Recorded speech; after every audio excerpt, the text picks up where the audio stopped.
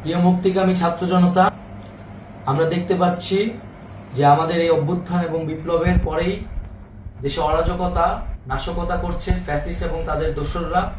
আমরা দেখতে পাচ্ছি যে বিভিন্ন জায়গায় এখন গোলাগুলি চলছে, মন্দিরে হামলা হচ্ছে এবং নাশকতা ও লুটপাট করছে। আমরা মনে করি আমাদের যে ছাত্র নাগরিকদের অভ্যুত্থান তাকে নস্যাৎ করার জন্যই পরিকল্পিতভাবে এই ধরনের ঘটনা হচ্ছে।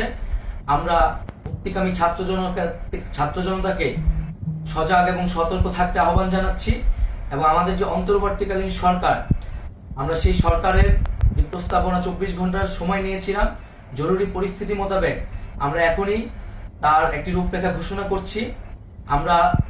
আমরা সিদ্ধান্ত নিয়েছি যে সর্বজন গ্রহণযোগ্য আন্তর্জাতিক খ্যাতিসম্পন্ন নোবেল পুরস্কার বিজয়ী ডক্টর মোহাম্মদ ইউনূসকে প্রধান উপদেষ্টা করে অন্তর্বর্তীকালীন সরকার গঠন করা হবে এবং ডক্টর মোহাম্মদ ইউনূসের সাথেও আমাদের কথা হয়েছে।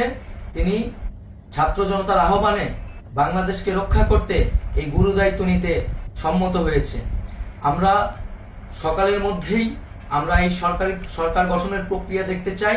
রাষ্ট্রপতির কাছে আহ্বান থাকবে যে দ্রুত সময়ের মধ্যে ডক্টর মোহাম্মদ ইউনূসকে প্রধান উপদেষ্টা করে অন্তর্বর্তীকালীন সরকার গঠন করা হোক এবং এই অন্তর্বর্তীকালীন সরকারের বাকি সদস্যদের নামও আমরা সকালের মধ্যে ঘোষণা করব।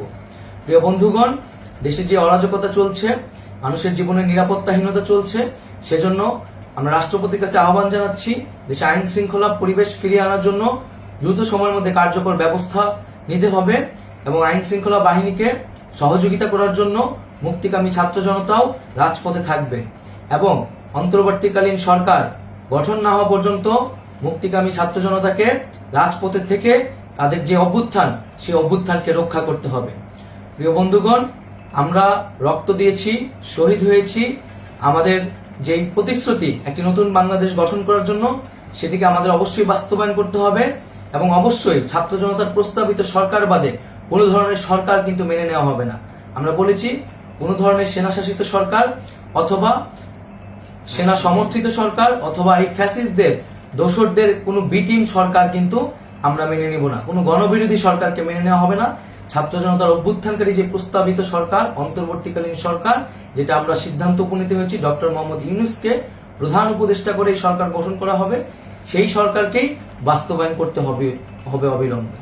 আগামীকাল সকাল থেকে সকলকে আহ্বান জানাচ্ছি রাজপথে থাকার জন্য এবং আমাদের যেই সাম্প্রদায়িক সম্প্রীতি এবং রাষ্ট্রীয় সম্পদ রক্ষা কমিটির ঘোষণা হয়েছে বৈষম্যবিরোধী ছাত্র আন্দোলনের নেতৃত্বে, সকল পাড়ায় পাড়ায় এলাকায় এলাকায় সেই কমিটি পাহারায় থাকবে। আমাদের সংখ্যালঘু কমিউনিটিকে আমাদের রক্ষা করতে হবে, রাষ্ট্রীয় সম্পদ এবং এই দেশকে রক্ষা করতে হবে আমাদের।